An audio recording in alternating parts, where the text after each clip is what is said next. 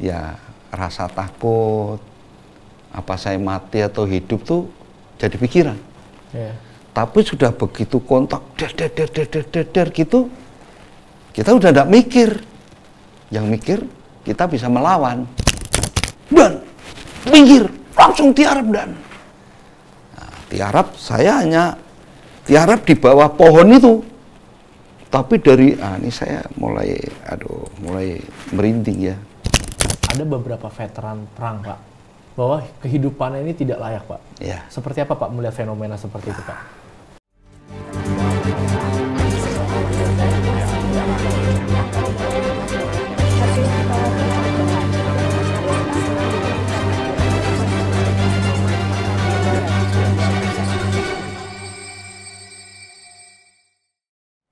Selamat sore, Pak. Selamat sore. Suatu kehormatan, Merdeka. Pak. Merdeka. Merdeka. Merdeka. Merdeka. Merdeka. Di sembari kita menyambut ulang tahun negara kita bareng 17 Agustus kemarin, Pak. Ini suatu kehormatan bisa menyambut Bapak di kantor komisi. Saya berterima kasih banyak, Pak, untuk Bapak selamat sungguh, selamat datang, dan terima kasih banyak, Pak, udah mau mampir ke kantor kita. Kondisi sehat ya, Pak? Saya lihat Bapak jiwanya masih muda sekali. Sebetulnya sudah tua saya. Umur berapa, Pak? Udah 73 jalan. Udah jalan 73. Tapi kalau saya di Jakarta Pusat ini sebagai ketua veteran, saya junior jadinya. Karena kan senior saya itu sudah di atas 85 semua. Udah di atas 85. Oke, di ini atas 75. Menarik, berarti di Indonesia ini ada ya, Pak, ya, organisasi yang mengumpulkan para veteran-veteran ini. Namanya apa, Pak, tadi, Pak? Legion Veteran Republik Indonesia. Legion, oke. Nah, itu sesuai Undang-Undang Nomor 15 tahun 2012. Itu sudah diundang-undangkan Legion Veteran ini di bawah Undang-Undang Nomor 15 tahun 2012. Iya. Makanya secara organisasi veteran ini udah terstruktur organisasinya dari tingkat kabupaten, kota, tingkat provinsi, sama sampai pusat. Iya, dan Bapak menjadi pemimpin ada di cabang Jakarta Pusatnya, Pak, berarti ya? Ya, di Jakarta Pusatnya. Jakarta Pusatnya. Udah berapa tahun, Pak, memimpin, Pak? Jadi saya periode kedua ini. Periode kedua. Nanti tahun ini akan ada musyawarah cabang untuk pemilihan ketua baru. Ketua baru. Nah, ini saya baru. Apakah Bapak mencalonkan lagi? Kalau saya sih bagaimana amanat aja ya. Oke. Iya, amanat aja gitu. Awal mula berkarir di militer tuh di tahun berapa, Pak? Saya berkarir itu 1969. Oke, itu berarti tahun 1969. 69 Saya ya, pertama kali dengan pangkat prajurit 2. Prajurit 2. Balok 1 Balok merah. 1 ya, berarti. Iya. Itu berarti umur berapa, Pak, kalau boleh tahu? Itu 18 lah. 18 tahun. Atas Iya. dasar pada saat itu atas dasar keinginan sendiri atau udah diwajibkan sama pemerintah, Pak? Terpanggil. Terpanggil. Iya, terpanggil. Wah, di zaman itu saya menjalani kehidupan di militer, ya dengan pendidikan yang keras sih tidak, tapi memang penanaman disiplin. Di situ terus saya tugas pindah ke Papua, pindah ke Jayapura, ikut sekolah. Nah, sampai saya dipercaya setelah sudah tidak kerja lagi, saya dipercaya jadi ketua Legion Veteran Republik Indonesia, Kota Administrasi Jakarta Pusat. Kalau kita sedikit mundur lagi, Pak, di tahun 69 Bapak dapat panggilan negara, apa tugas pertama kalinya, Pak? Tugas pertama, atau operasi pertama kali, pertama kali saya ini masuk ke Batalion Tempur 407, Padmakusuma, Brigif 4 Dewaratna, Kodam 4 Diponegoro yang bermarkas di Tegal, Kabupaten Tegal. Nah, di situ saya mulai tugas pertama. Nah, tugas pertama itu ya pengamanan, karena kan belum ada yang harus dihadapi oleh militer, dihadapi dengan senjata, belum ada ya tugas-tugas pengamanan daerah-daerah tertentu aja, objek-objek vital dari orang-orang yang tidak bertanggung jawab, hanya itu aja. Kondisi negara pada saat itu kayak gimana, Pak? Karena kondisi negara saat itu kan masih transisi ya, masih Pak Harto kan. Pak Harto ya, kondisi negara saat itu ya masih stabil dalam arti untuk kemajuan pembangunan, bukan kayak sekarang. Tapi dari waktu ke waktu, terus tahun 71 yang pemilihan pemilu ya, kan kalau TNI kan tidak boleh milih kan. Ya, betul. Nah, terus Pak Harto jadi presiden itu sampai Pak Harto mengakhiri jabatan 15 Mei 98 lah, terus diganti Pak B.J. Habibie itu. Diganti Pak B.J. Habibie. Iya. Terus. Pak, selama tadi dari 69 habis itu sempat ke Tegal ya Pak ya berarti ya, habis itu pindah lagi sampai Papua dan sebagainya. Apa Pak tantangan terberat selama beroperasi itu Pak? Kalau tantangan paling berat ini standar, ya, dalam arti kalau standar itu tidak terlalu stressing ke secara personal, enggak.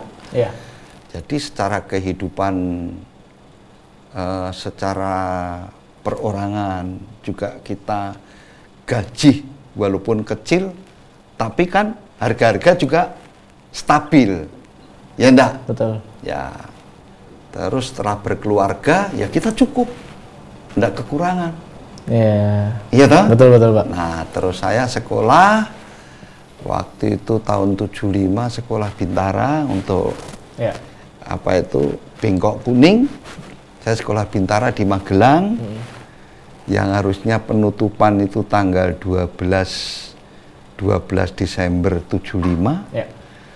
Tapi saya tanggal 5 Desember ini sudah ditutup duluan, dilantik duluan malam-malam oleh Dan Rindam. Waktu itu Pak Panuju Hidayat.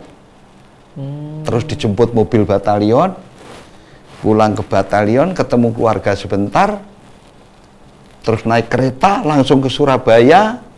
Surabaya 2 hari, langsung naik kapal Klekar, kapal dagang menuju Timor Timur. Nah, Timor Timur itu waktu itu antara Abu Dite, Fretilin, yang ada yang pro Indonesia dan pro Fretilin. Nah, di situ akhirnya terintegrasi bahwa Timor Timur ikut Republik Indonesia. Berarti Bapak melihat langsung Pak ya itu ya, momen bersejarah itu ya? Ya, langsung. Karena saya menghadapi kontak senjata langsung. Ada kontak senjata langsung, Pak? Kontak senjata langsung. Jadi, kalau pengalaman Timor Timur saya ini, apa yang kami ceritakan ini sebetulnya saat-saat kita belum kontak, ya rasa takut, apa saya mati atau hidup tuh jadi pikiran. Tapi sudah begitu kontak, gitu, kita udah tidak mikir. Yang mikir, kita bisa melawan. Itu aja. Berarti sempat itu Pak, mungkin yang anak-anak muda sekarang, yang ada di bayangan anak muda ketika kita bicara veteran perang atau pahlawan, selalu identik dengan peperangan. Dari Bapak sendiri berarti pernah mengalami operasi itu Pak? Pernah. Peperangan. Di Timor Timur itu. Dan makanya saya veteran Seroja. Karena terlibat perang itu Pak ya? Terlibat perang itu. Nah, mengapa saya jadi veteran? Veteran itu kan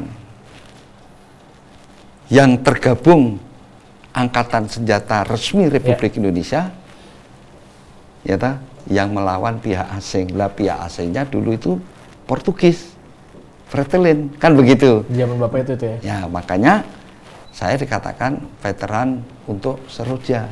Oke, selama terlibat peperangan itu Pak, gimana sih Pak kondisinya? Aku pengen ngebayangin situasi peperangannya itu. Jadi saya yang sangat terkesan itu waktu penyerangan di Surolau. Surolau kan kita ada pengintaian dulu, kurang lebih ada 4 jam, terus kita serangan fajar. Nah, disitulah saya namanya Komandan Regu waktu itu, saya di peleton SMS, senjata mesin ringan.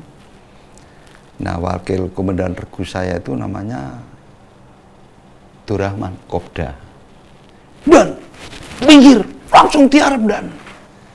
Nah, tiarap, saya hanya tiarap di bawah pohon itu. Tapi dari, ini saya mulai merinding ya. Jadi pohon yang saya berlindung itu hancur atasnya, karena ditembak dari bok depan itu, dari lawan. Hancur dah. Langsung wakil komandan regu saya itu Kopda Durrahman langsung ambil SMS-nya, langsung balas dia. Baru saya mundur pelan-pelan merayap ke belakang. Itu kan untuk mengamankan dia. Nah, setiap ada korban itu kita nangis. Apa yang Bapak rasakan, Pak? Nangis setiap ada korban, karena di situ korban diturunkan dari tandu, terus kita suruh lihat. Di situ emosi jiwanya timbul. Waduh, teman saya korban, teman saya korban. Apalagi ini peperangan. Yang tidak peperangan aja ada korban, ya enggak? Ya, betul. Apalagi ini peperangan dengan bersenjata, memainkan senjata api. Yang tidak perang aja ada korban, apalagi perang. Nah, ya, gambarannya seperti itu.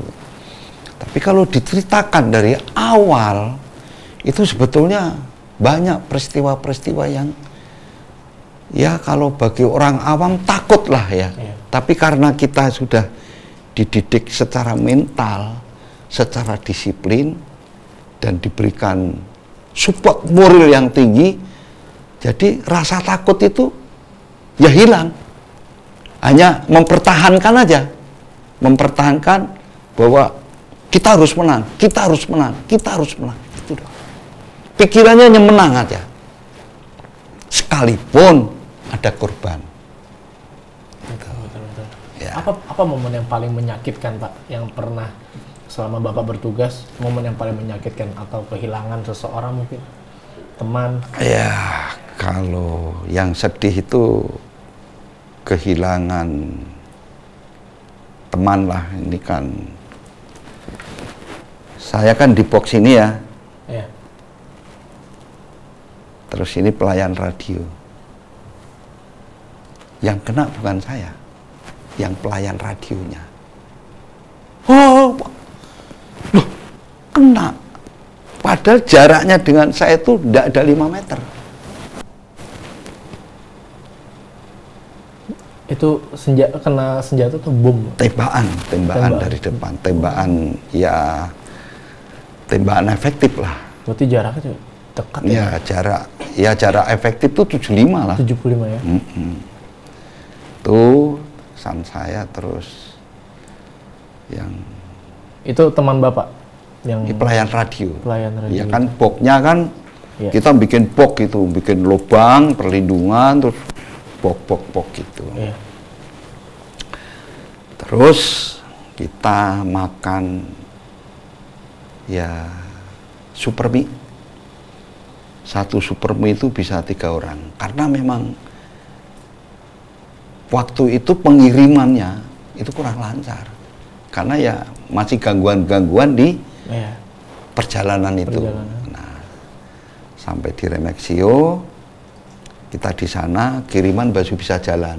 Karena pengamanan perbekalan umum sudah kanan kiri udah kita blokir semua.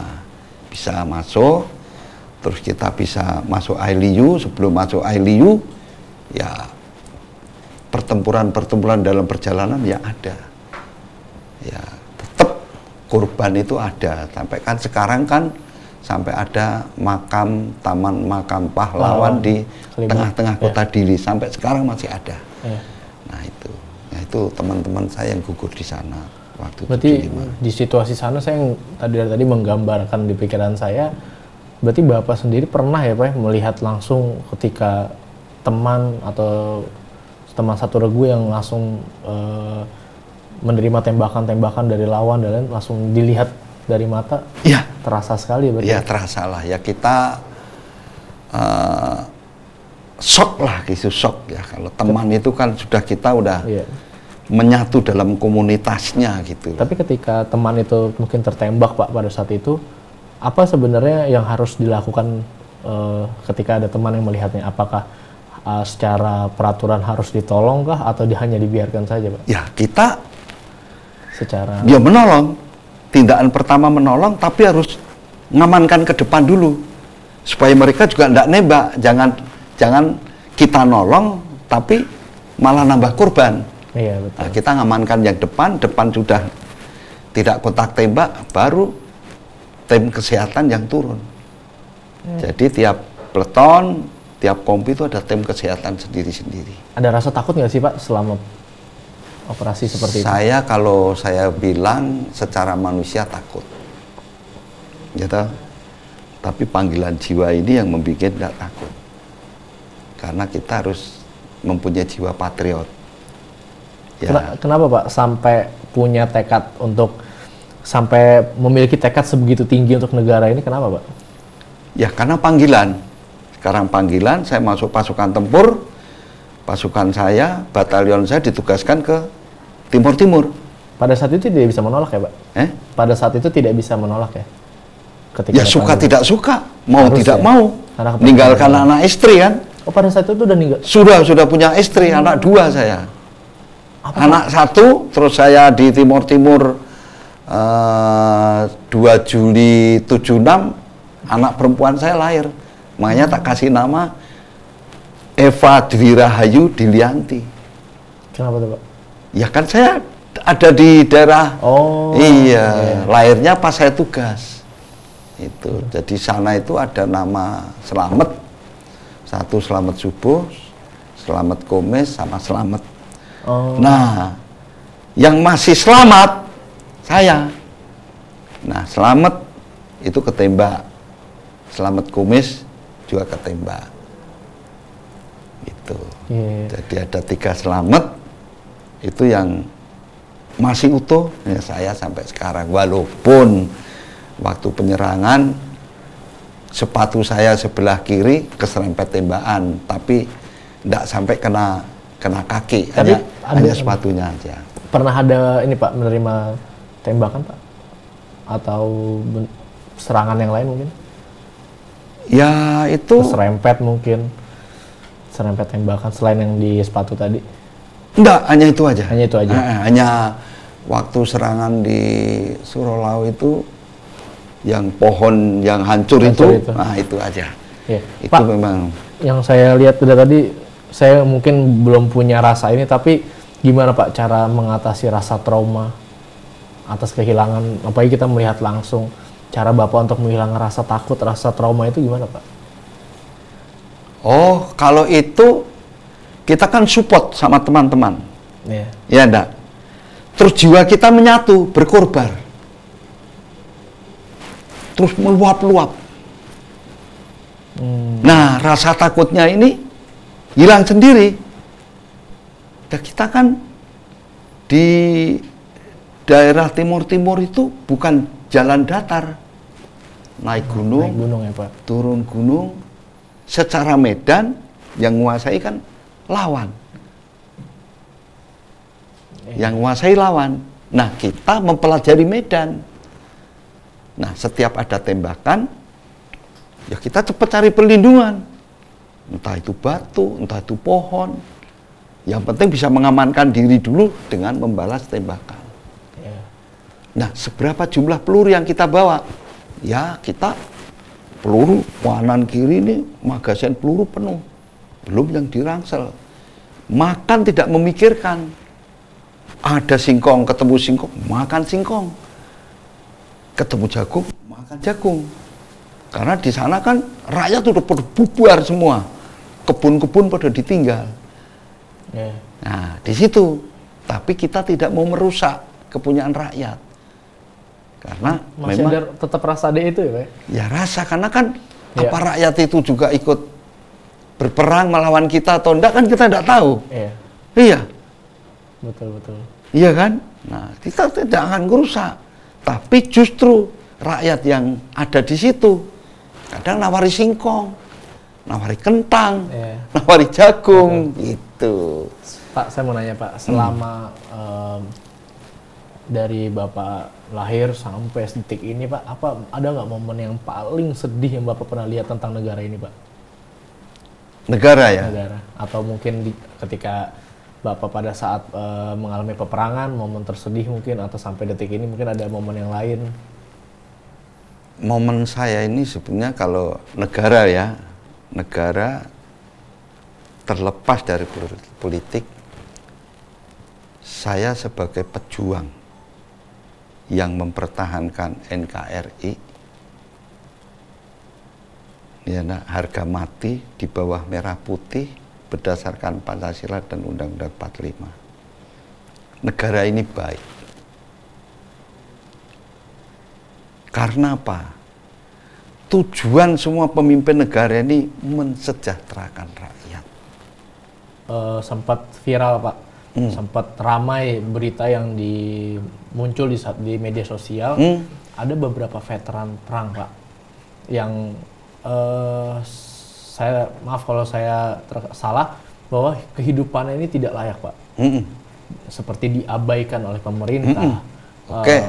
Seperti tidak dihargai sama pemerintah.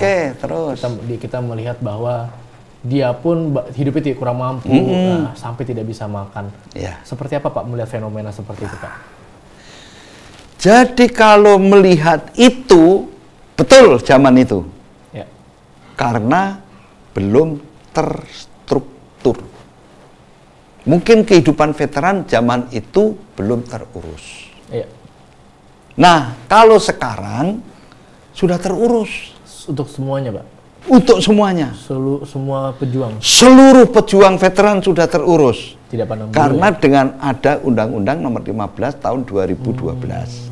Satu, kita punya dari pemerintah tunjangan veteran. Saya boleh tahu Pak, apa bentuknya? Tunjangan veteran. Bentuknya uang tiap bulan. Sama dana kehormatan veteran. Ya enggak? Itu udah cukup. Pemerintah udah ngasih. Yang tadinya hanya 250, sekarang sudah hampir 8 kali lipat. Nah, seperti saya ini ya, terima. Terima dana kehormatan, terima. Apakah tapi pemerintah punya daftarnya Pak untuk para veteran perang? Ada. Ada semua? Ada semua. Oke Pak. Pak, melihat kita kemarin baru aja Pak, negara ulang tahun yang ke-78. Gimana Pak melihat negara ini bisa berdiri sampai 78 tahun sampai detik ini? Apa yang Bapak lihat Pak? Saya bersyukur. Karena 78 tahun itu bukan tahun-tahun gampang. Dilalui dengan liku-liku. Jangan saya menyombongkan diri loh. Tanpa pejuang saya tidak kayak gini Pak. Enggak. Anda itu juga berjuang. Jangan terus saya menyombong, tanpa para pejuang Indonesia tidak seperti ini. Semuanya sama. Bahwa negara kita ini yang sekarang kita masih ada sudah usia 78 tahun. Orang kadang-kadang tidak yakin apa iya nyampe 78 tahun. Tapi kenyataannya yakin kan 78 tahun. Nanti orang ngomong lagi, yakin apa enggak sih? Nanti negara kita usia 79 tahun. Ya kita buktikan nanti 79 tahun. Nah ini siapa? Bukan saya aja, para pejuang. Para generasi muda, generasi milenial, semua harus bahu-membahu untuk Indonesia supaya usianya 79 tahun. Nah kalau semua tidak bau-membau, tidak bergandengan tangan, nggak bisa. Iya. Saya pengen tahu Pak, apa pandangan Bapak ketika kita membahas tentang generasi muda tadi, yang pada nyatanya masih banyak Pak generasi muda yang mungkin melupakan sejarah, melupakan pahlawan-pahlawannya. Mungkin anak-anak muda sekarang ketika ditanya soal sejarah Indonesia, banyak yang nggak tahu Pak. Apa perasaannya Pak?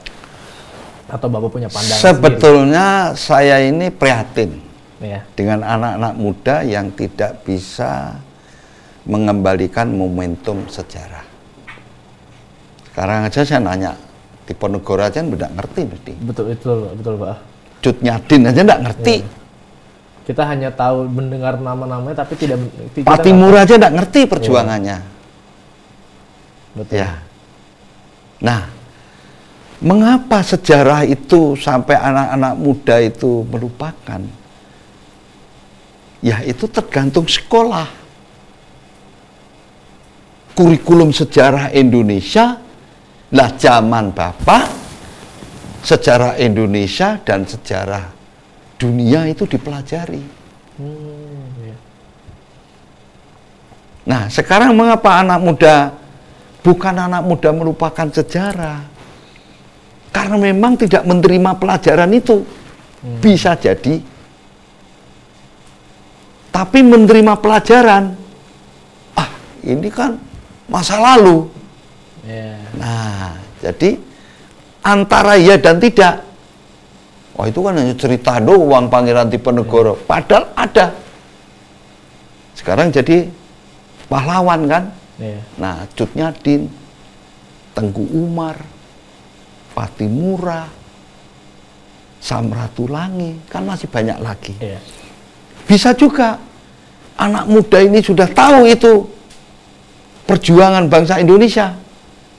Sampai Budi Utomo, sampai Sumpah Pemuda.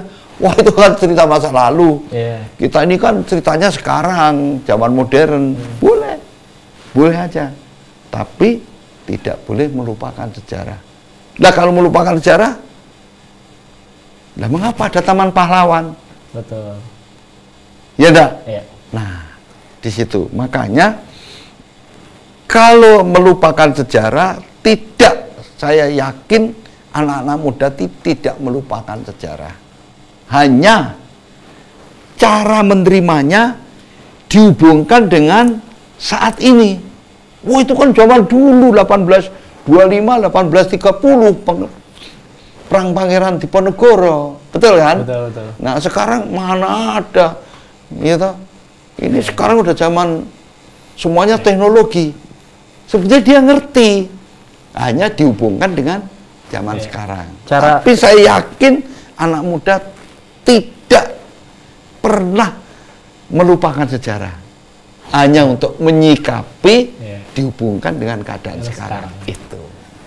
Tapi menurut Bapak, bagaimana Pak cara menjaga jiwa yang nasionalis itu seperti apa sih Pak caranya?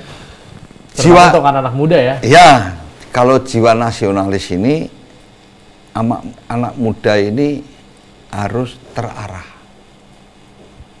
Satu, terarah. Yang kedua itu punya komitmen untuk negara dan bangsa. Ini kalau saya ini pejuang NKRI harga mati. Udah nggak bisa ditawar lagi. Nah, komitmennya anak muda ini saya pertahankan merah putih sampai titik darah penghabisan. Apapun yang terjadi, ini komitmen. Sekarang kalau saya tantang, anak muda itu mau perang sama siapa sekarang? Ayo mau perang sama siapa? Nggak ada lagi. Sudah diselesaikan ya? Sudah nggak ada perang lagi. Kecuali Rusia sama Ukraina aja yang masih perang. Masa mau ikut-ikut ke sana? Iya, Pak. Nggak toh? Nggak. Nah, kita perang sama siapa? Perang sama diri sendiri. Supaya menjaga jati diri setiap anak-anak muda. Menjaga karakternya masing-masing. Pertanyaan terakhir saya Pak, sekarang kan memasuki tahun politik Pak, tahun 2024. Ya. Sebenarnya kalau dari sisi Bapak, sosok seperti apa sih Pak yang seharusnya memimpin bangsa ini, Pak? Apakah harus dari background militer, atau seorang pengusaha, atau seorang yang lain mungkin, Pak? Ya. Dalam diskusi Bapak, sosoknya seperti apa sih, Pak? Kalau bicara itu, saya tidak akan bicara sosok dan figur. Ya. Saya tidak akan bicara sosok figur si A, si B, si C. Etis mungkin jiwanya kali, Pak. Kita bahas tentang... Yang terpenting, pemimpin negara ini adalah wahyu. Betul-betul dikehendaki Allah. Ya. Apapun rintangannya, kalau Allah sudah mengendaki, jadi. Karena suaranya rakyat adalah suaranya Allah. Ya, betul. Siapapun yang jadi pemimpin, itu adalah amanah. Entah si A, entah si B, entah si C, entah Anda sendiri nanti, ya toh? Iya, Pak. Nggak masalah, no problem bagi saya. Pak, terakhir mungkin ada beberapa sampaian untuk negara, Pak, bangsa, untuk anak muda, pesan-pesannya, Pak. Ya, mari kita harus bersatu. Kalau tidak bersatu, siapa lagi kalau bukan kita? Ya enggak? Betul, Pak. Jangan sampai tuh podo ribut aja, berantem sesama anak bangsa, diketawain sama dunia luar. Yeah. Kita harus bersatu padu untuk anak-anak muda ini, harus akur menyatukan visi dan misi untuk mempertahankan NKRI harga mati. Harga mati. Siap. Kalau kayak gitu, Pak. Terima kasih banyak, Pak, atas waktunya. Terima kasih sudah mau mampir ke rumah kita, komisi. Mungkin yang terakhir kita kembali mengingatkan bahwa anak muda tetap harus ingat ya, Pak, perjuangan-perjuangan di zaman dahulu tetap tidak boleh dilupakan ya, Pak. Karena NKRI harga mati, merdeka, merdeka, merdeka. Terima kasih banyak, Pak. Merdeka. Merdeka. Terima kasih banyak. Mungkin sama-sama. Sehat selalu dan semoga kita bisa ketemu lagi, Pak, di lain waktu. Insya Allah. Insya Allah. Ya. Kita Allah panjang umur ya. Siap, Pak. Kan saya kan tidak tahu namanya umur ya toh? Siap, Pak. Ya. Siap. Terima kasih. Oke, teman-teman, terima kasih banyak yang sudah menonton, dan jangan lupa like, comment, subscribe, dan share video ini ke teman-teman kalian, dan sampai jumpa di episode selanjutnya. Terima kasih. Kita hidup dalam hasil perjuangan dan pengorbanan para veteran yang dengan gagah berani melawan badai demi impian besar, yaitu kemerdekaan dan kebebasan. Mereka bukan hanya pahlawan di buku pelajaran, tapi juga sosok teladan dalam hidup kita. Dari medan tempur yang penuh bahaya hingga momen-momen yang memerlukan keputusan sulit. Mereka mengajarkan kita arti sejati dari pengabdian, ketekunan, dan semangat tanpa batas. Para veteran telah membuktikan bahwa satu individu bisa mengubah dunia. Sebagai generasi muda, saatnya kita mengambil alih tongkat estafet perjuangan ini. Mari jadikan mereka sebagai sumber inspirasi, semangat, dan harapan kita dalam menjalani hidup ini. Kita berdiri di pundak para pahlawan, siap melangkah maju dan mengukir sejarah baru untuk masa depan yang lebih baik lagi.